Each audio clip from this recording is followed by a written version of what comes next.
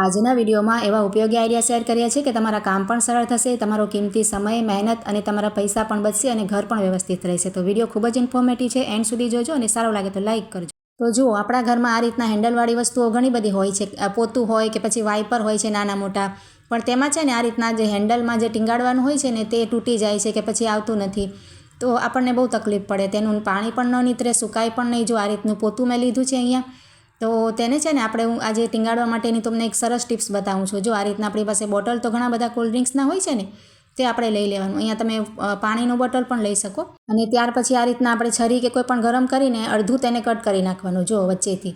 અને આ રીતને જે ઢાંકણનો ભાગ હોય છે ને તેને આપણે ઉપયોગમાં લેવાનું છે. તો અહીંયા ઢાંકણમાં પણ આપણે એક હોલ કરવાનો છે. ખીલી વગેરે આ રીતે ગરમ કરી અને એક નાનકડો હોલ આપણે કરી લેવાનું.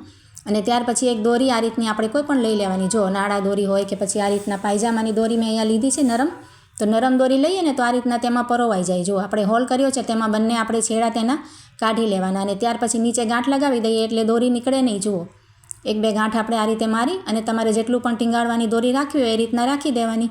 ત્યાર પછી આ બોટલનું ઢાંકણ આપણે તેમાં સરસ કઠણ રીતે લગાવી દેવાનું, બંધ કરી દેવાનું. આ રીતે જુઓ, આ રીતે તૈયાર થઈ જશે તમારી. ત્યાર પછી આપણે છે ને આ હેન્ડલમાં આપણે બોટલ તૈયાર કરી છે એ પરોવી દેવાનું અને એક મીણબત્તી પાસે આપણે બાળી લેવાની. જુઓ, આ રીતે બાળી અને મીણબત્તીની ઉપર આ બોટલને આપણે રાખવાનું. આ રીતે થોડુંક ઊંચું રાખવાનું, એટલે આપણે પ્લાસ્ટિક છે એટલે ઓગળી જાય, તરત નરમ થઈ જશે અને છે ને તે સેટ થઈ જશે. જુઓ, આ રીતે હેન્ડલ ઉપર આ રીતે સરસ સેટ થઈ જાય ને પછી આપણે એક કપડું લઈને આ રીતે જુઓ એને જરાક પ્રેસ કરી દેવાનું એટલે સરસ એમાં ફિટ થઈ ગયું છે. જુઓ, ખૂબ જ સરસ આઈડિયા છે. જુઓ, હવે તમે તેને છે ને આ રીતે તૈયાર થઈ જશે અને નીકળશે પણ નહીં, તમારે એકદમ ફિટ થઈ જશે.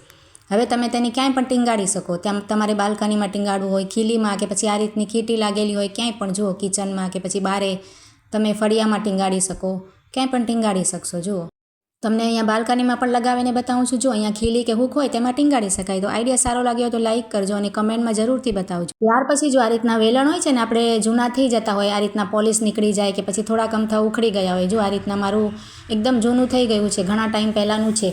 તો આપણે આ રીતે થઈ જાય ને તો શું કરીએ કે એમને એમ પડ્યા હોય ડ્રોવરમાં અથવા તો આપણે ફેંકી દેતા હોઈએ. પણ આજે તમને તેનું એક ખૂબ જ સરસ આપણે તમને કામ આવશે એવો ઉપયોગ બતાવું છું.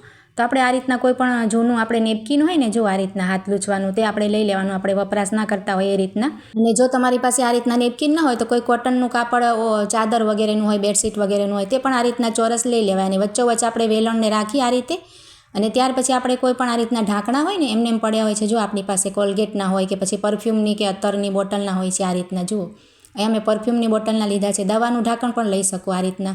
તમારે આમાં ફિટ આવી જાય ને વેલણમાં, તમારે જે પ્રમાણે હોય એ રીતે નાખી અને આ રીતે આપણે જરાક પ્રેસ કરવાનું. જુઓ, સરસ એટલે કઠણ થઈ જશે, તમારે નીકળશે નહીં. આ રીતે સરસ ઝાપટીઓ બનીને તૈયાર થઈ જાય છે. જુઓ, અને આપણે જો અહીંયા બધું કબાટોને સાફ કરતા હોઈએ ને તો આપણે ખૂબ જ કામ આવે ઘરમાં સાફ સફાઈમાં. અને જો આ રીતના ઢાંકણ તમારે કદાચ ફિટ ના આવતા હોય ને ના હોય આ રીતના માપનું, તો તમારે આ રીતના જો રબડ પણ લગાવી શકો.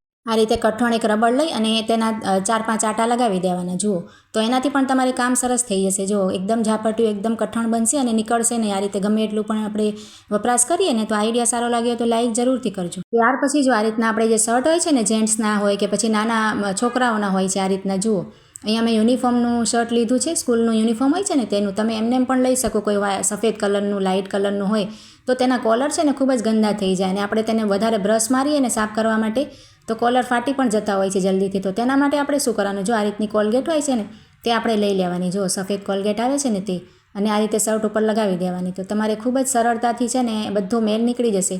ત્યાર પછી જો આ રીતના કોઈ જૂનું બ્રશ આપણે વપરાશ ના કરતા એ રીતે લઈ અને તેને ભીનું કરી લેવાનું બ્રશને. અને તમે આ રીતે 2-3 મિનિટ કરશો ને તો તમારે કોલર ખૂબ જ સરળતાથી સાફ થઈ જશે. તમારે સાબુ, સરફ કે પછી બ્રશ પણ નહીં મારવો પડે અને એકદમ ઓછી મહેનતે અને સમય પણ એકદમ ઓછો લાગશે. જો આ રીતે તમે ટ્રાય કરજો.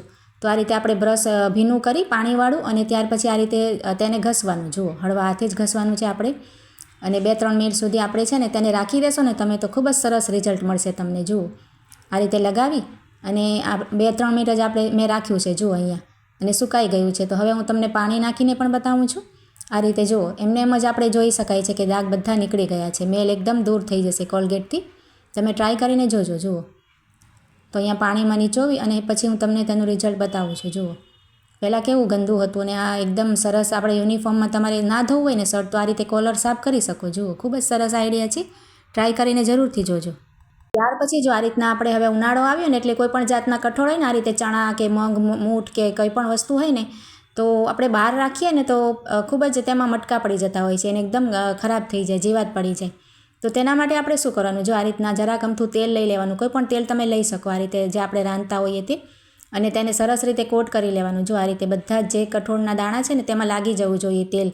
તો આ રીતે તમે તેલવાળા કરીને તેને રાખશો ને આ રીતે, તો ફ્રીજમાં રાખવાની જરૂર નહીં પડે. કોઈનું ફ્રીજ નાનું હોય અને બધી વસ્તુઓ ના આવતી હોય તો આ રીતે મૂઠ કે પછી ચણા કે તમે રાખી શકો. જુઓ, કોઈ પણ એરટાઈટ ડબ્બામાં ભરી અને કબાટમાં પણ રાખી શકાય, એવા ને એવા રહેશે. ટ્રાય કરીને તમે જરૂરથી જોજો. અને આજના આઈડિયા કેવા લાગ્યા તે કમેન્ટ દ્વારા જણાવજો, અને કયો આઈડિયા બધાથી સારો લાગ્યો તે પણ જણાવજો. અને સારા લાગ્યા હોય તો લાઇક શેર કરજો અને મારી ચેનલને સબસ્ક્રાઈબ કરજો. તો ચાલો મળીએ નવા વિડીયોમાં.